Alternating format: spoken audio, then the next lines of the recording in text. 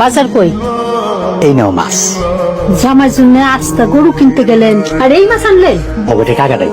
আর বাজার কই? ঘরে চাউল নাই? মাছ নিয়া ঘরে যাও, কারো কাছ থেকে চাউলের ব্যবস্থা করতে পারি কিনা। আনতেই হইব, চাউল না আনলে জামাই পাতে ভাত দিব কেমনে? গিয়া ঘর দুয়ার গুছাও, জামাই চলে আসতেছে। আচ্ছা, মাছটা রেখে ঘর গুছাইতেছি। আব্বা, আসসালামু আলাইকুম। আসসালামু আলাইকুম আব্বা, কেমন আছেন আব্বা? আলহামদুলিল্লাহ। তুমি আসবার শুনিয়া গরু কিনতে গেছিলাম, কিন্তু আমি ভুলেই গেছি আজকে যে হাটটা। থাক আব্বা, গরু আনতে আপনি কইছেন, আমি তাতে আমার জামাই গরু খাইবো না? আমার এত লাখ লাখ টাকা, আমি এগুলা দিয়ে কি করবো? খাও দিলা ভাই, আপনি গরু খায়া আরো মোটা হয়ে যাইবেন। আর শুনো না, একদের মনের একটা গরু আনলে 2-4 দিনে গরুর মাংস খায় শেষ করতে পারবা না। আমার অ্যালার্জি আছে, আবার হাটেও সমস্যা, এত গরুর মাংস খাইতে পারুম না। খাসি লেন, খাসির মাংস খাই। এই গ্রামের খাসি ঢুকাছে নিষেধ। গ্রামের মধ্যে খাসি ঢুকা নিষেধ, এটা আবার কেমন কথা?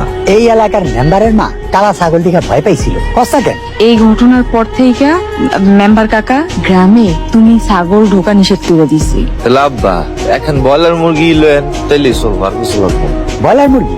আমার জামাই খেবে ব্রয়লার মুরগি? এটা তো আমি মারতেই পারতাছি না। তুমি দুলাবের লেগা ইলিশ মাছ নিয়ে আইসো। ইলিশ মাছ লেন, যদিও আমার অ্যালার্জি, তবে ইলিশ মাছটা আমার খুব পছন্দের একখান খাওয়া। আমি তাহলে বাজারে যাই, জামাইটা নিয়ে ঘরে যা। তুমি আমার মান সম্মানটা রক্ষা করো।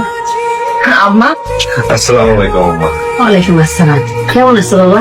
জি আম্মা, আলহামদুলিল্লাহ। আপনি কেমন আছেন? ভালো আছি। তোমার আব্বা আম্মা কেমন আছে? জি আম্মা, সবাই ভালো আছে। কি রে নাজমা, তোর দুলাভাই বাড়িতে আইবি, একটা নতুন চাদর বিছাইবি না? আর কইও না, মাঝে মাঝে ইনকাম ট্যাক্সের লোক বাড়িতে আসে। আব্বার যে টাকা আছে তা বুঝতে না দেওয়ার লেগা পুরাতন চাদর বিছাইয়া রাখি। জামাই বাবাজি বড় বিল্ডিং দেওয়ার পরে আলিশান খাট কিনুন, তারপরে চাদর টাদর সুন্দর বিছানো, দেখো না ভাঙ্গা চুরা খাট। আপনারা কোনো টেনশনই নেই, আমি এখানে ঘুমাইতে পারবো। তাইলে তুমি বিশ্রাম করো, আমি একটু রান্না করে যাই। কাশেম ভাই, আমার 1000 টাকা দাও। আমি কোনো টাকা পয়সা দিতে পারবো না। লাভেই নিও, তারপরেও দাও না। এর আগে লাভের কথা কইয়া তুমি আমার থেকে 50,000 টাকা নিছো, সেই টাকা তো তুমি আমার অন বন্ধ ফেরত দাও নাই। দিয়া দিব কাশেম ভাই, মায়াটারে বিয়া দিয়া খুব ফাঁসাতে পড়ছি। এত বড় ঘরে তুমি মাইয়া বিয়া দিছো কে? তখন মনে আসিল না?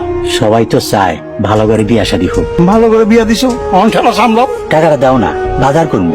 ঘরে জামাই আইছি। কইলাম তো আমি একটা টাকাও তোমার দিতে পারবো না। তোমার হাত দুটা দুটা পিটাছে, আমার 1000 টাকা দাও। আমি কোনো টাকা দিতে পারবো না।